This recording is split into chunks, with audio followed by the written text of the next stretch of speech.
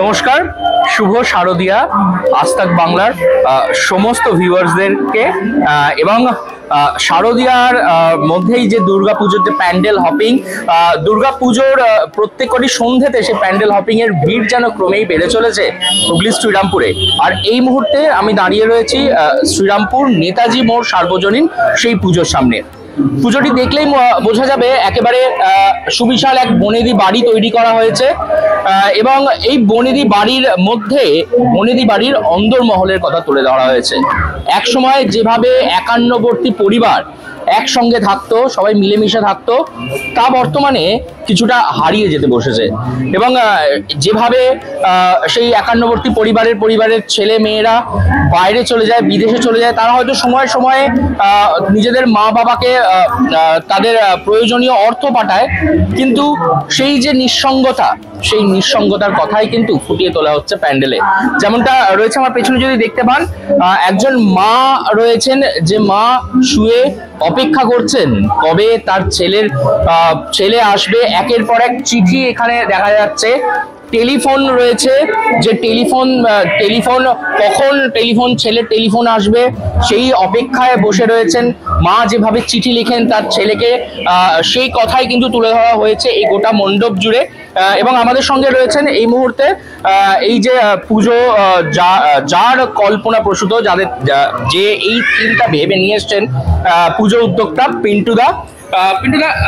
এই যে এরকম একটা ইনোভেটিভ ভাবনা, প্রথম কথা একটু বলো যে থিমটার নাম কি দিয়েছে এবং কিভাবে এই থিমটা, মানে কি মেসেজ দিচ্ছ তোমরা?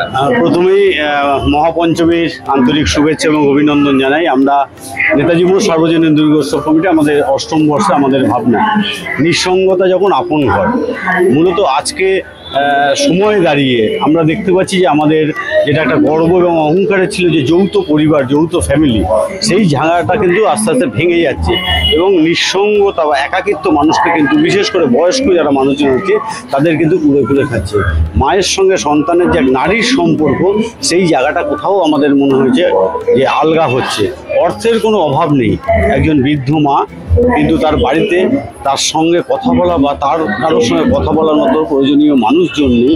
মূলত এটাই আমরা তুলে দিয়েছি। ইভেন এই সময় আমরা দেখতে পাচ্ছি যে ছেলেদের সঙ্গে যখন কথা বলতে যাচ্ছি, মায়েরা যদি ফোন করে, ছেলেটা ব্যস্ত রয়েছে, সে আমাদের মণ্ডপের চারিদিকেও রয়েছে এবং বাস্তবে আমরা দেখতে পাই যে কথা বলার সময়টা থাকে না। সত্যি যে এই যে দৌড় চলছে, প্রতিযোগিতা যেভাবে চলছে, কেরিয়ার গড়ার প্রতিযোগিতা বিভিন্ন ক্ষেত্র থেকে, সেই জায়গাটা আমাদের মনে হয়েছে যে বাড়ির বৃদ্ধ মানুষজনরা কোথাও একটু একাকিত্বের মধ্যে কিন্তু আস্তে আস্তে চলে যাচ্ছে।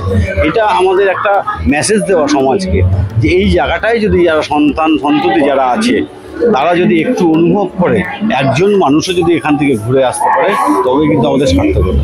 মানে এই মণ্ডপ দেখতে এসে যদি এরকম হয় যে ধরুন ছেলে তার মা বাড়িতে রয়েছে, তার মাকে মনে করাবে, এই বার্তা কি পৌঁছাচ্ছেন আপনারা? আমরা এটাই আরো বাস্তব যে দেখবেন, আমরা যারা সন্তানরা রয়েছি বাড়িতে, খুব কম সন্তান আছে যারা দিনের শেষে মাকে জিজ্ঞেস করে যে মা খেয়েছে কিনা। একটা ছোট্ট কথা, সেটাও কিন্তু আজকের দিনে বলার সুযোগ থাকে না। আমরা চাইছি আরও বেশি নারীর যে সম্পর্ক, মায়ের সঙ্গে সন্তানের যে সম্পর্ক, এইটাকে আরও গভীর করতে, আরও গাঢ় করতে। এটা আমাদের মনে হয়েছে কোথাও যেন একটু আলগা হচ্ছে। কেমন ভিড়, মানুষের ঢল কেমন নামছে? আপনারা শুনলে খুশি হবেন যে আমাদের যখন মণ্ডপ শুরু হয় এবং যখন আস্তে আস্তে মানুষ জানতে পারে, বেশ কিছু বৃদ্ধ মানুষজন যারা কিন্তু গাড়ি করে, টোটো করে এসে দেখে গেছে, যে তাদেরকে ভাবনা চিন্তা করে, যাদের সন্তানরা সত্যি বাইরে থাকে, যাদের সন্তানের সঙ্গে নিয়মিত যোগাযোগ কথাবার্তা হয় না, তারাও দেখতে চলে এসছে। এটা শুনে যে তাদের মনের কথাটাই কিন্তু আমরা তুলে ধরার চেষ্টা করছি। এবং আজকে এই পঞ্চমীর দিনের গতকালকে থেকে শুরু হয়ে গেছে এবং আজকেও প্রচুর মানুষ আসছে, সারাদিন রাত্রির ধরেই আসছে, দিন বাড়বে, আরও লোক আসবে।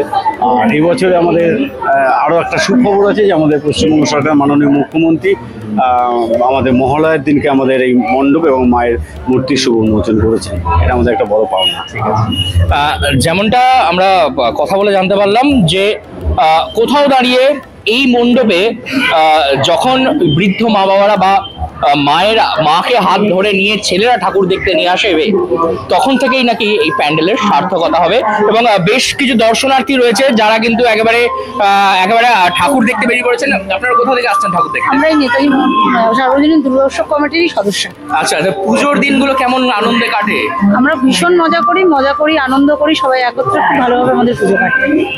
এই তো আজকে থেকে পুজো তো অলমোস্ট শুরু হয়ে গেল, একদম। কেমন ভিড় হচ্ছে? কেমন ভিড়? ভালোই হচ্ছে, সন্ধ্যা থেকে ভিড় তো ভালোই রয়েছে এখানে।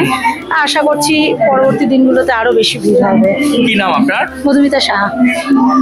যদি আমরা একটু এগিয়ে আসি, যদি ঠাকুরের দিকে আসি, তাহলে কিন্তু একেবারে যে মায়ের যে অপরূপ যে রূপ, সেটা কিন্তু আমরা দেখতে পাবো। একেবারে যেভাবে একচালার মূর্তি, যেভাবে সাবেকিয়ানার যে ছোঁয়া, সেই ছোঁয়া কিন্তু রাখার চেষ্টা করা হয়েছে কিন্তু প্রতিমার মধ্যে।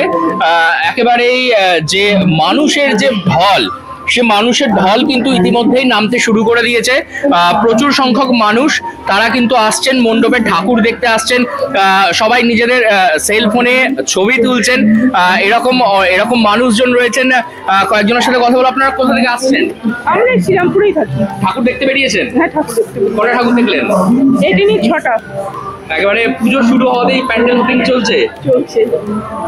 প্যান্ডেল হপিং করতে মানুষজন ব্যস্ত, তার মধ্যে একেবারে ইনোভেটিভ একটা থিম সেটা তুলে ধরেছে নেতাজি মোড় সার্বজনীন, যেখানে একটা বার্তা মানুষের মধ্যে পৌঁছে দেওয়ার চেষ্টা চলছে যে ছেলে মেয়েরা যতই বড় হয়ে যাক, তারা যেন মায়ের সঙ্গে সম্পর্কটা, সেটা যেন সেই যে নারীর টান, সেটা যেন দৃঢ় রাখে।